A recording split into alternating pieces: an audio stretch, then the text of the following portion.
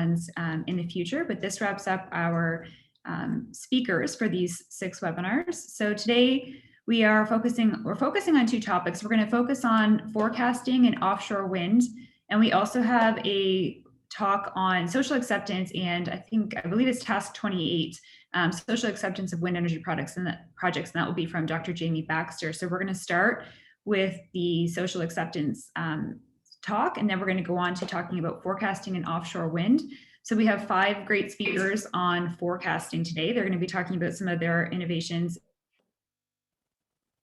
and applications in forecasting, which we all are aware is extremely important as wind energy penetration increases in these markets. And then next we have 4 speakers who will be talking about offshore wind in Canada. So we'll actually hear just more about the potential for offshore wind in Canada and some of the barriers and challenges that we're still facing with development here as well. So that is the plan. I have a couple of announcements. The first one is that at the conclusion of the webinar, so at 3 o'clock or 2 o'clock, depending on where you're coming from today, at the conclusion of the webinar, if you're interested in a discussion with Yves Gagnon on a book and wind energy in cold climate, you're welcome to stay on and come back to the main session, because we're going to be in breakout sessions towards the end. And there'll be a group that's gathering to discuss that topic at 3 o'clock or at the conclusion of the formal webinar today. The next thing is just that we may run a little bit ahead or a little bit behind. So if you can just sort of be prepared, if you're one of the speakers, to sort of speak as we get to you in the agenda. So with that, we will get started, and we will start with Dr. Jamie Baxter, who will talk to us on social acceptance.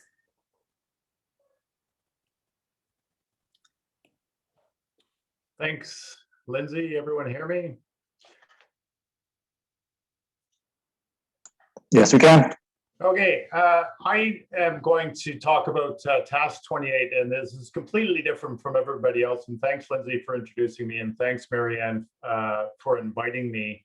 I'm a social scientist, so I understand I'm a bit of an odd duck in the group. I am been a member of task 28 since about 2017, when I was an unofficial member unofficially representing Canada in phase 3, and now we're in phase 4, and NRCan is supporting it and supporting me to participate on Canada's behalf. Unfortunately, I'll send my apologies now. I was double booked, and I'm going to miss the offshore session today. And in fact, that's one of the things, as many of you know, NRCan's really interested in, and they're really interested in how social acceptance plays into that. Task 28 is about both studying and mobilizing knowledge about social acceptance. And as most of you know, once we build the turbines and come up with all kinds of efficiencies that those of you in the engineering and science fields deal with, social acceptance can be an equally daunting task. It's with 4 phases of 3 years each. A lot has been learned, and some of the shift now has gone from studying social acceptance to focusing more on knowledge mobilization. The member countries change, but this, in terms of who's an observer and who's an actual member. Task 28 is one of, I think, about 20 active IEA wind, part of the wind group. We're one of 20 active tasks, and our member countries shift back and forth. But you'll see some among the countries, some of those who are heavily invested in wind and wind energy innovation. Next slide, please. So in terms of activities, as I said before, we do a large amount of first principles research in the social sciences. So we're mostly academics. We do have some industry representatives and some regulators in some of our activities, and I'll talk about some of the activities in the next slide. One of the main findings, for example, is that we have to distinguish 3 different types of social acceptance: community acceptance, socio-political acceptance, and market acceptance. And that's been one of the major contributions, because a lot of what we do now focuses on the community acceptance corner of that triangle. We meet face to face in the spring and fall, and we work on separate work packages. I'll just jump to the next slide. And here are the work packages. You'll see there's two tracks. One is ongoing research and gap analysis and social acceptance, offshore being part of that. And the other is dissemination and knowledge mobilization, increasing global scope. So we want to hold a lot more workshops this time around with Task 28 and have in the virtual world under COVID, take advantage of that. And you'll see here in the slide one of my first meeting here in Denmark. It's a relatively modest sized group. Next slide, please. So in terms of what we're doing, if you want to call them outcomes, knowledge generation, a lot of published research, a lot of deep academic collaborations between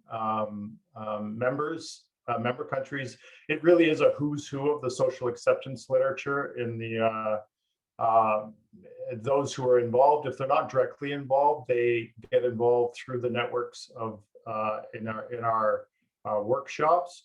The Mistral group, headed by Brian Ellis out of Queen's Belfast, is one example of something that has come from Task 28. It's a training network of I believe it's 10 plus universities, where there's a part of that training network involves trainees working in the industry. That's all I have. Thanks. Thank you, Jamie.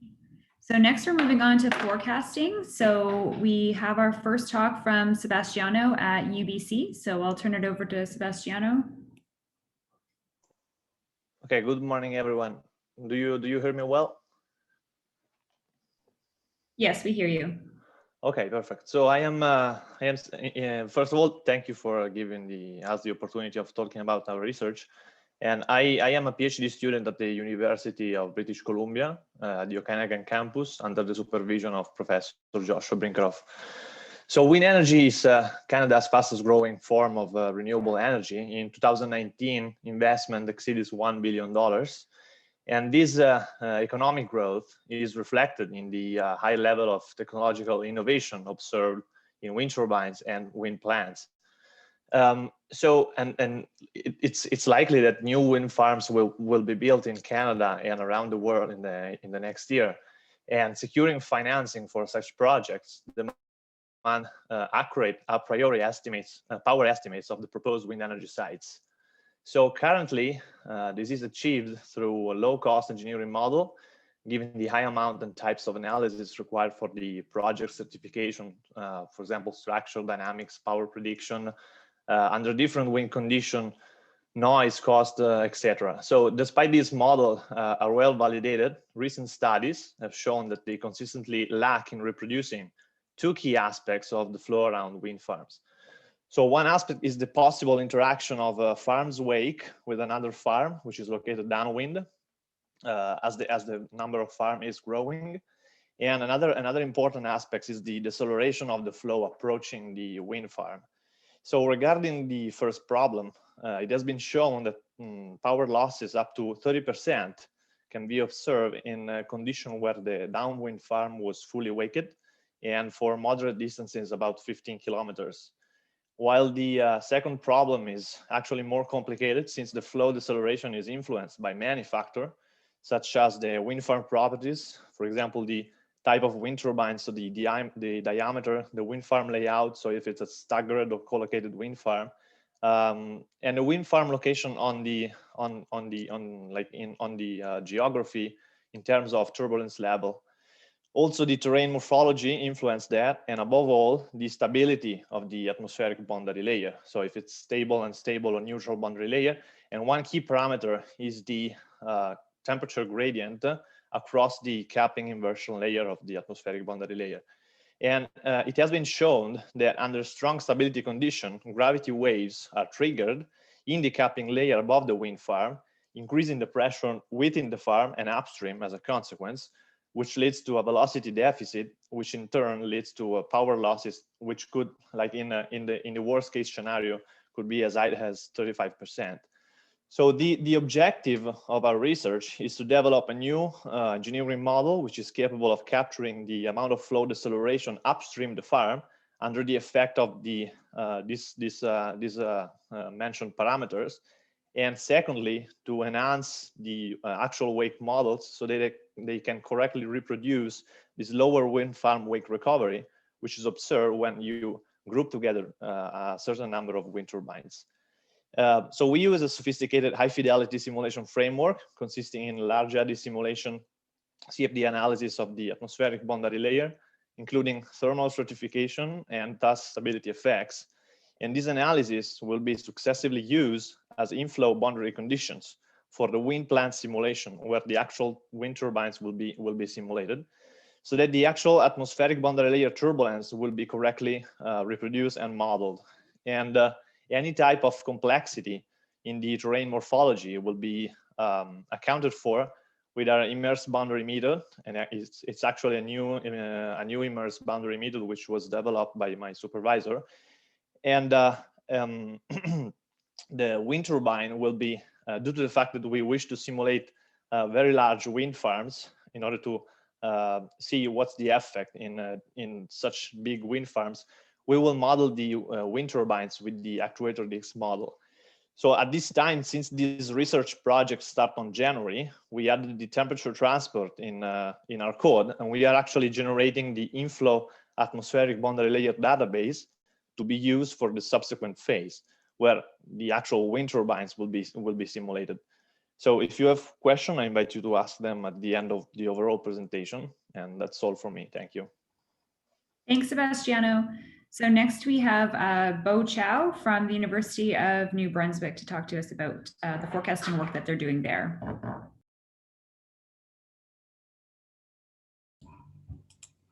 Thank you, Nancy.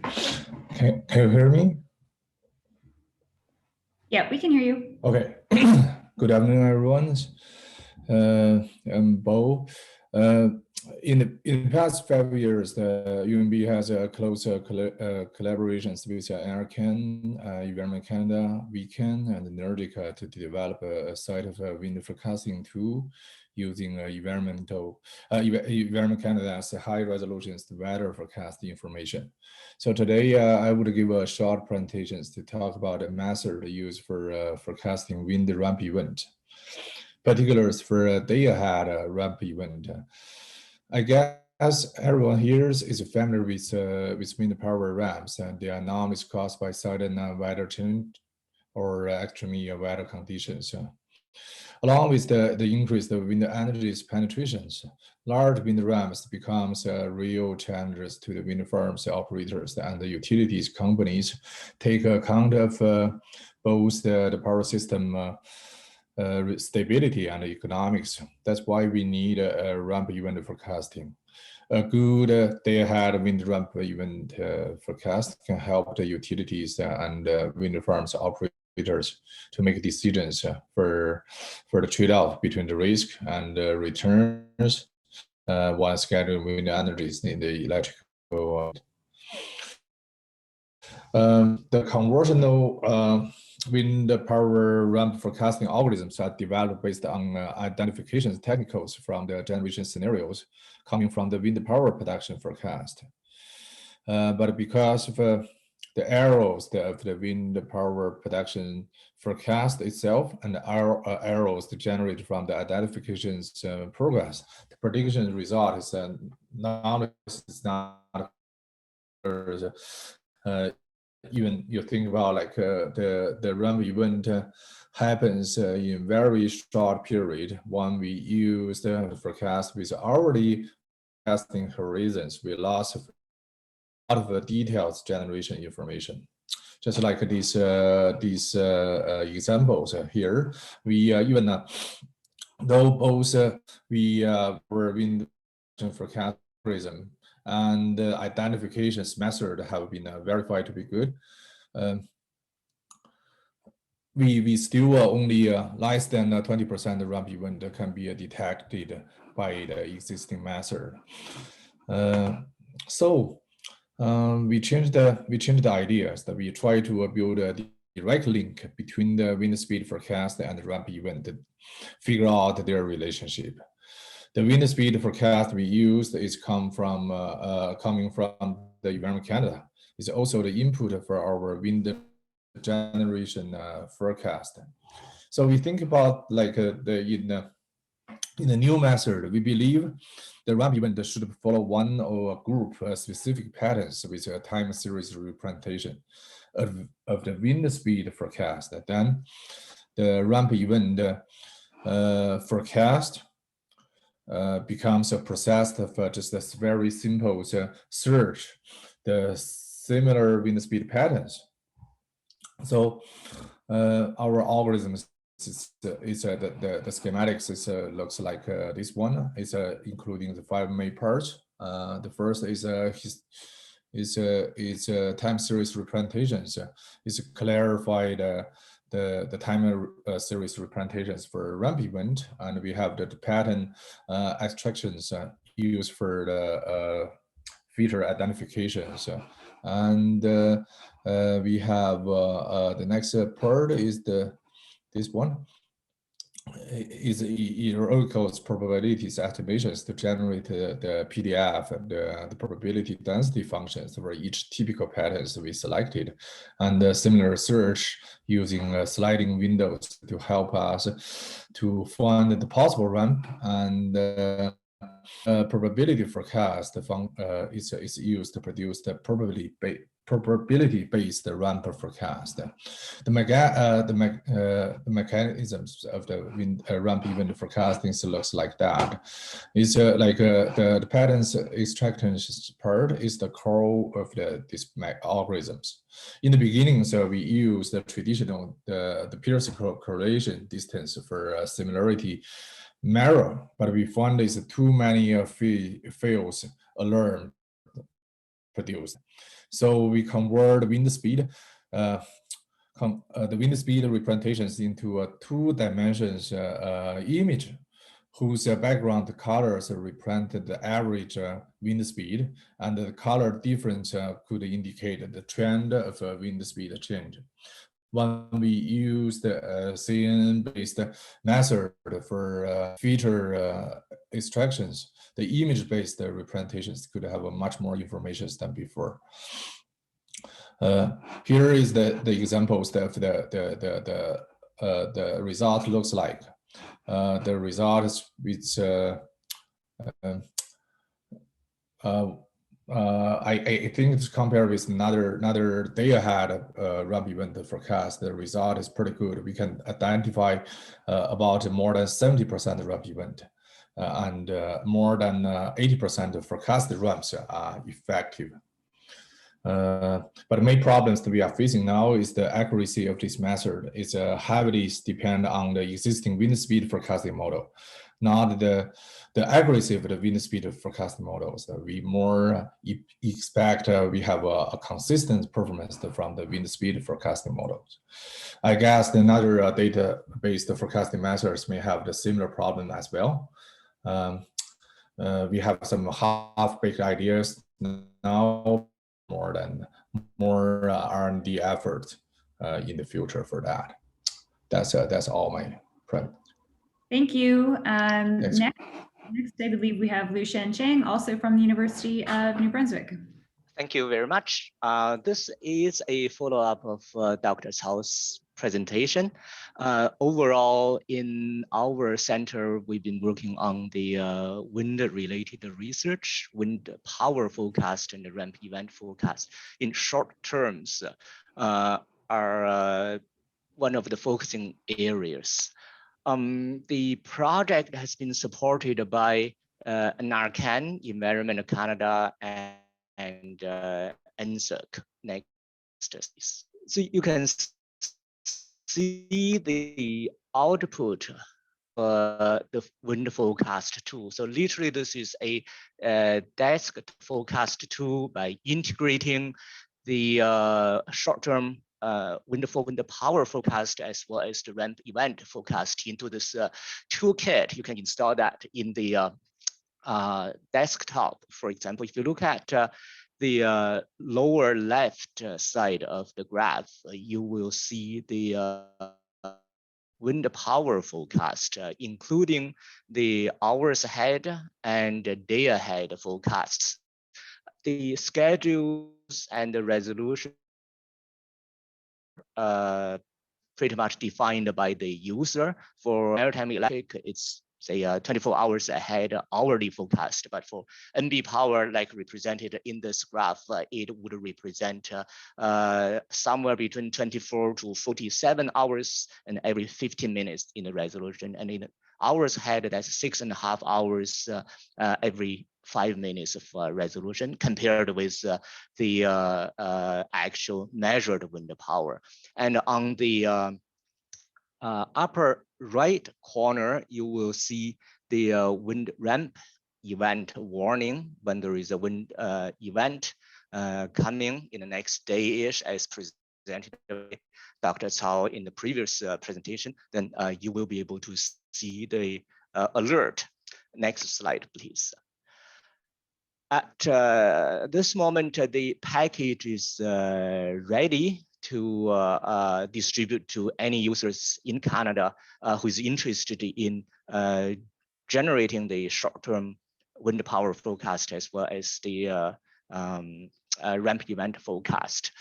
The ingredients, the building blocks of the wind forecast tool, including the user interface, the database, and the algorithms for both hours ahead and a day ahead wind forecast, the ramp event identification, as well as the database sent to the users. It is on the users' end. We also have the model, neural network-based wind farm model. And here I presented a few slides of the performance showing the errors as comparison to with a commercial wind forecast provider. You can see that in different in various of measurements, the errors are comparable. In a summary, this is the nutshell of the wind forecast tool you can install in your desktop, and it is available free of charge to Canadian users. Thank you. That's the end of my presentation. Thank you. Next up, I believe we have Simone Philippe from the Canadian Meteorological Center to talk to us on what's happening there. Hello, can you hear me? Yeah, we can hear you. Hello. Oh, I didn't know I had the background, but here it is. Hi, I'm Simon Philippe Breton. I'm working at Environment and Climate Change Canada, more specifically at the Canadian Meteorological Center in Montreal. I'm replacing Franco Petrucci today, who couldn't be here today to make the presentation. I'm very happy to participate to this research network in wind energy. I want to thank you very much for this initiative. I was also part of the former Wind WestNet initiative when I was doing a research at ETS some years ago, and I have very good memories of it. And actually, I would like to use this opportunity to evoke the memory of Professor Christian Masson, whose research group I was part of at the time. As I mentioned, I'm now working at the Canadian Meteorological Center. We are the source of all numerical weather prediction in Canada. In particular, at the center, the GEM model is run in its high resolution configuration. It's called the HRDPS, for High Resolution Deterministic Prediction System. So with a resolution of 2.5 kilometers all over Canada. I'm working more specifically on a wind energy project that is financed by Natural Resources Canada. In this project, we provide more detailed forecasts than is available to general users, not directly to the industry, but to research organizations. First of all, we have Energica, to which we provide icing forecasts, and we have the University of New Brunswick, to which we provide wind forecasts. in order to be able to better detect ramps, as Bo has explained what a ramp was. I will not go into detail here. In the icing project, we provide Energica with forecasts on more than 20 sites. These data come from the HRDPS that I mentioned above. These forecasts are issued 4 times a day, and we provide data at every 10-meter height up to 300 meters. And we provide over 15 variables, for example, winds, liquid water content, temperature, humidity, relative humidity, and so on.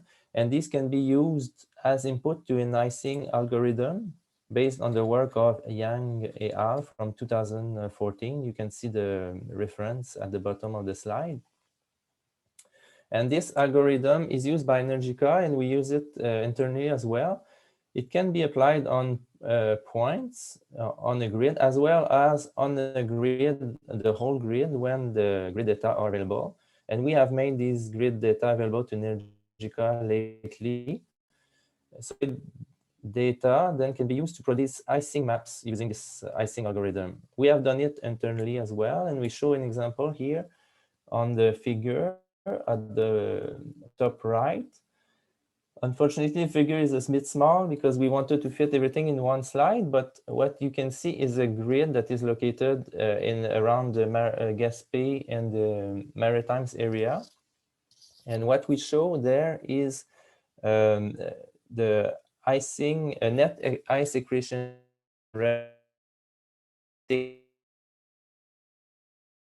accurate.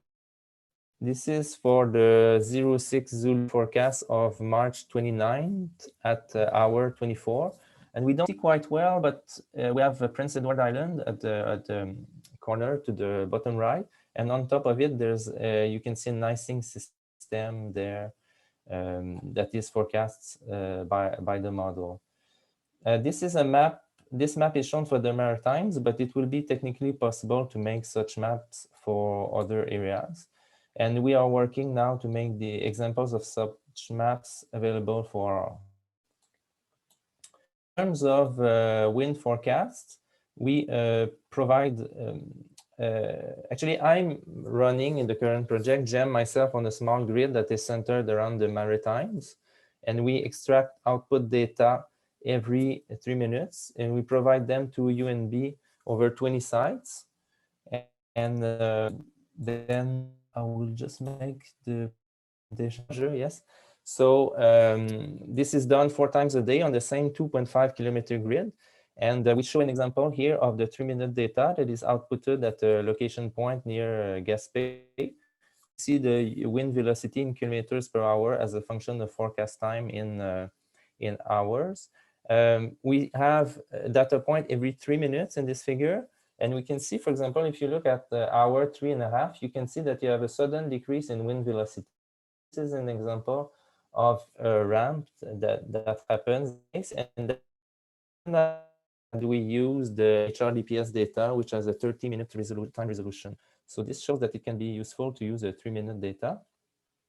So we've been running it. I'll just finish shortly. We've been running it on a 2.5 kilometer working an experimental grid with a 250 meter, and to provide 1 minute forecast for a site around weekend. And this, we're doing it on a grid. We're running GEM 4 times a day on a grid located around Maritimes, but we could do it at other locations as well. We have technical possibilities to do it. And these time series and maps are available, will be made, examples of them will be made available at the site that is shown there, meteocenter.com plus in April or May this year. So I think my time is up. Thank you for your attention. Thank you very much. And then our last talk in the forecasting topic today is from Dr. Xander Wang from the University of Prince Edward Island. Yeah, thank you very much, Lindsay. And thank you also for the Wind Energy Institute for hosting this webinar. So can you go to next slide, please? Yeah, so basically what I'm going to talk today is about our approach to address climate change. And many previous presenters are talking about real-time and small-scale forecasting. But here we are going to talk about long-term large-scale projection under climate change. And basically what we do is that we use several regional climate, high-resolution climate models to generate high-resolution climate data. And then, oh, sorry, can you go back to the second slide? Previous one. Okay, great. So we run several regional climate models. We also do statistical downscaling, and the general purpose is to generate high-resolution climate projections from a long-term perspective. And once we have the data, we share the data with the general public. We have developed several climate change data portals, including Canada Climate Change Data Portal, China Data Portal, and Ontario and Prairie. And currently we have more than 800 registered users around the world. And we are currently working on the Prince Edward Island, and we want to develop 1 kilometer by 1 kilometer high resolution climate projections so that we can understand what will happen with future climate change. Yeah, next slide, please. And in terms of the wind energy, climate change and wind energy potential, we have applied this approach to China, and specifically we run one high resolution climate model, which is a pre-seed model.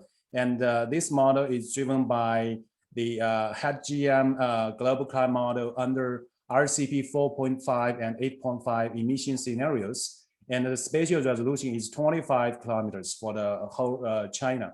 And we want to look at how the global warming is affecting the wind speed. And here, this map shows the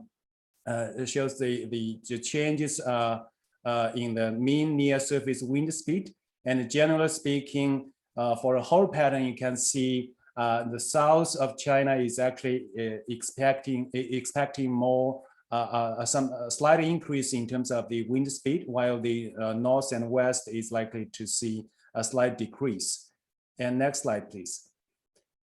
And we also look at the wind power density by using the output from high resolution climate models. And here, these maps shows the future projections in terms of the annual mean wind power density at a height of 80 meters, which is usually the typical height of the wind turbine. And again, similarly, you can see for the South China, we are seeing some increase, and for North and West, we are seeing some decrease. And this research has been published in Wind Energy. And here I just want to emphasize that we are working on Canada, we are working on the Prince Edward Island, and hopefully we can update, the assessment about wind power, potential under future climate change for Canada. Yes, that's all for my presentation. Thank you. Thank you. So that wraps up the talks in the forecasting section. So we're moving on next to offshore wind. And our first speaker is Jordan Emer from the Geological Survey of Canada to talk to us on offshore wind and what they're doing there. Thanks very much, Dr. Miller. I feel fortunate to introduce offshore wind a little bit, I guess, and to be for the opportunity. I really appreciate it. So offshore wind is seeing rapid growth, particularly in Europe and Asia, with the US coming on really strong and with recent projects. In fact, just a few days ago, I think the Biden administration just committed to 30 gigawatts of offshore wind by 2030, which is pretty ambitious. In Atlantic Canada, offshore wind as a resource, the wind itself is generally pretty good everywhere and excellent in many locations.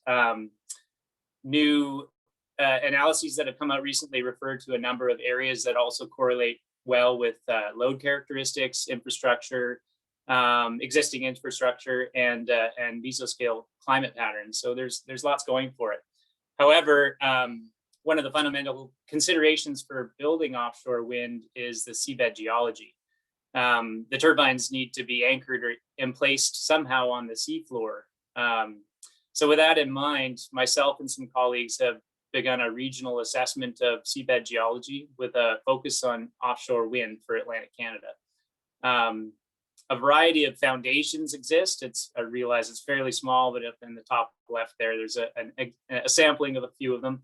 And they each have specific requirements related to water depth or seabed geology, with the vast majority of installed capacity currently sitting on monopiles, which is sort of second from the left there. And these require at least 30 meters of unconsolidated, or basically not rock, sandy sediments. Unfortunately, in Atlantic Canada's offshore, that's not very common. The reasons for this are nuanced, but in general, there was a very large ice sheet that covered the shelf in the last ice age, and that was followed by sea levels that rose and sort of traversed most of that shelf.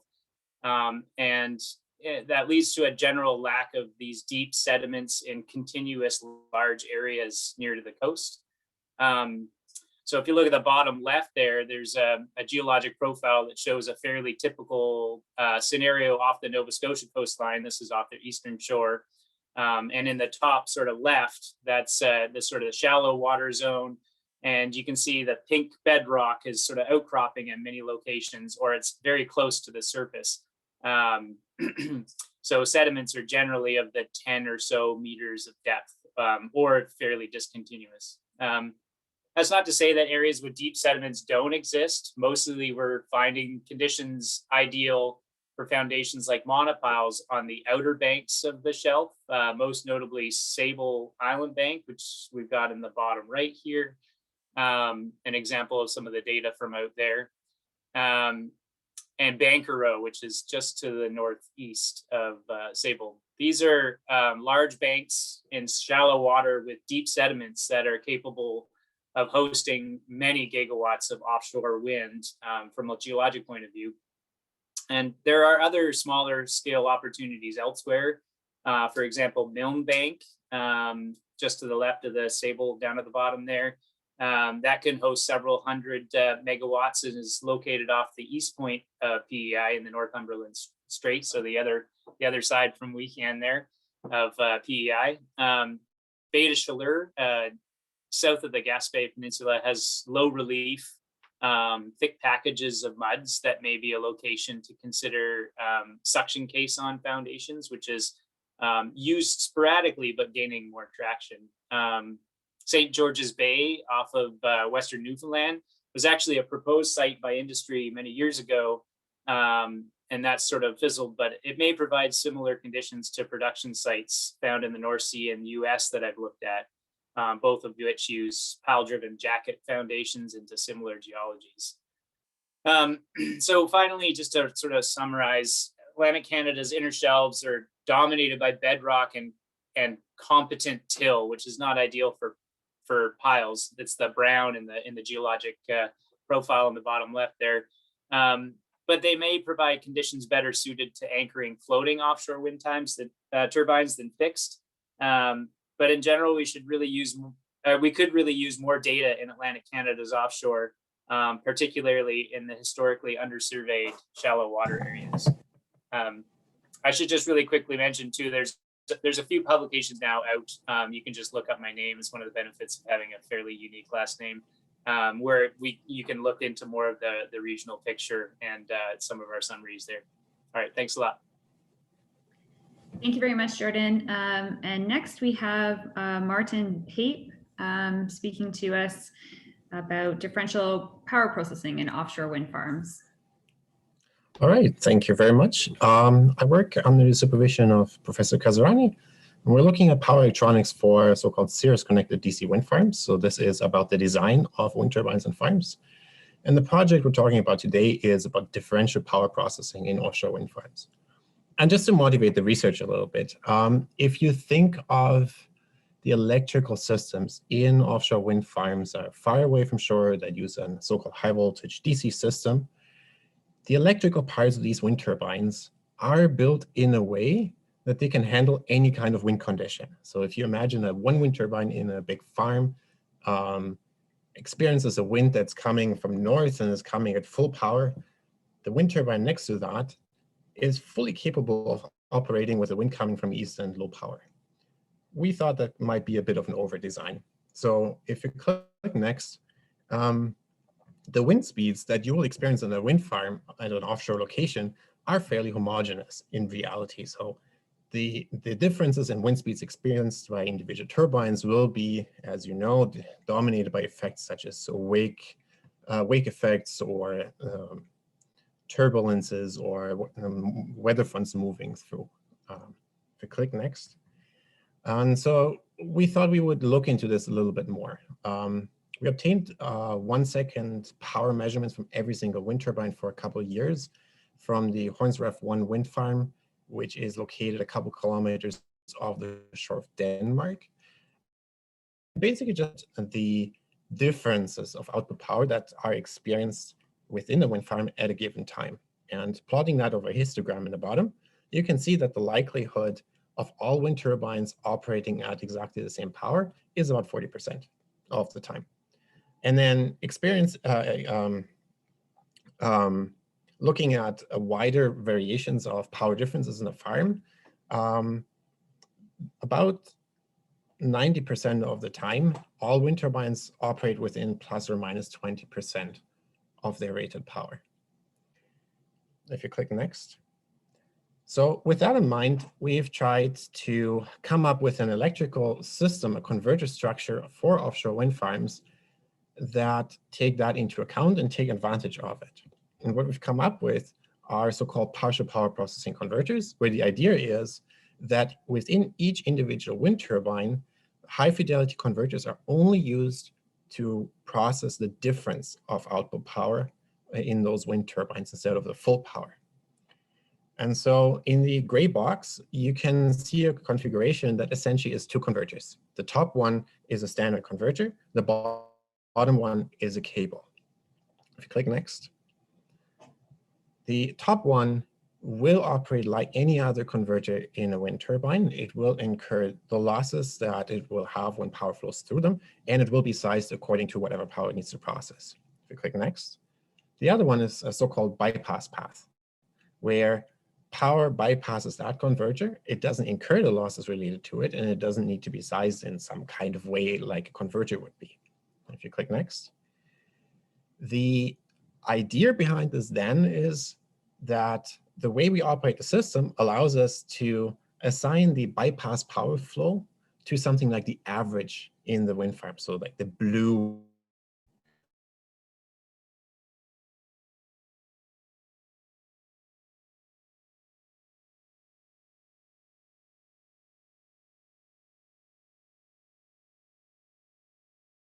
the converters. We are looking at wind turbines that produce DC output voltages. We can just basically connect them in series to get a high voltage DC bus. And the big advantage of that is that an offshore converter station isn't needed. That is something that is very necessary in today's wind farms that are further away from shore, and they're very expensive, they're lossy, and they're very heavy. Click next. So, and with that system in mind, we have developed the control strategies and all those things. And we've done a little bit an attempt to do high-level assessments of the benefits of this system. In particular, when we look at the conversion efficiency from wind turbine to the onshore connection point, today's systems, they're shown in purple here, come out at a conversion efficiency of about 90%. So give or take a little less than 10% of the energy that are produced by the wind turbine do not arrive at shore. For the system that we're looking at, it should be possible to push that conversion efficiency to levels closer to 95%. And then you compute that for a wind farm located roughly in the same location as what I talked about before on an annual performance.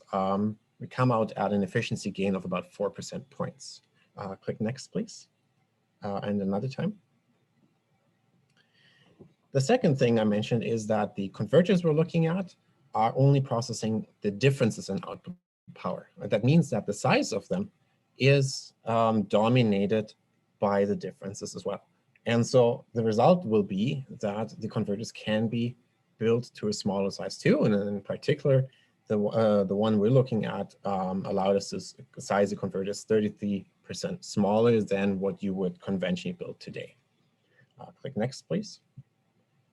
And together with not needing that offshore substation, our economic model suggests that under certain conditions, it should be possible to reach a reduction of levelized cost of energy at the onshore connection point by up to about 20%. Thank you very much.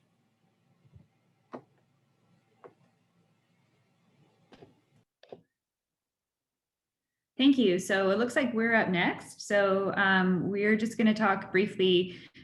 So our talk, you'll see, is not very technical. It's more just from an interest perspective. So basically from the work that we were doing with the Year 21 project, which we've heard about in a previous webinar, my colleagues and myself would find ourselves in discussions with other people working in wind and asking what's happening in Canada and offshore. And we really didn't have a good answer. So with that in mind, we decided to just sort of look into sort of the landscape of what was happening with offshore. And we started this offshore renewable working group, and we had a meeting where we just sort of discussed the resources and the experience and sort of the obstacles and the potential. So just a couple highlights from that.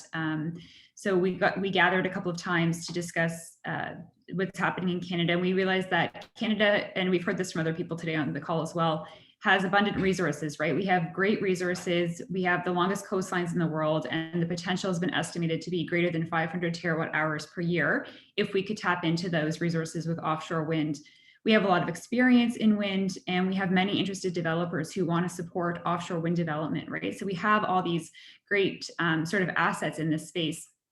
So we were discussing the potential for offshore development in Canada, and we really posed the question on what role should Canadians play? So should we develop? Should we just support development on a global scale? Should we develop and export our energy? What is the right role for Canada to play in the global offshore sector at large? We discussed some of the barriers, and the number one that was identified at the time was cost. So in a country where we have a lot of land still available for us, it's difficult to justify those higher costs of pursuing offshore development when we still have terrestrial land available to develop on. So that was one of the identified barriers that we came to a conclusion from our own discussions. And then following cost, we talked about a lack of policy and incentive to currently support development. And then, of course, the moratorium in Ontario. So Ontario and BC were identified as having the greatest potential. And if we look at Ontario, where we are now, the moratorium in Ontario obviously prohibits any development currently. I had to speak to talk about the Icebreaker Wind project, as this is the first project that's being developed in the Great Lakes. Learning opportunity for us in Canada to understand sort of what the challenges that they're facing. And I believe they're supposed to be operational by this summer. So we'll be able to sort of learn more from what's happening there as well. And then we had barriers, including opposition. So not everybody wants to see turbines in Canadian waters, and specifically in the Great Lakes. And then some things that were also just related to wind energy in general, like intermittency, and the fact that a lot of provinces already have a relatively clean grid. So do we really need to pursue additional renewable energy right now when we have these other sources available?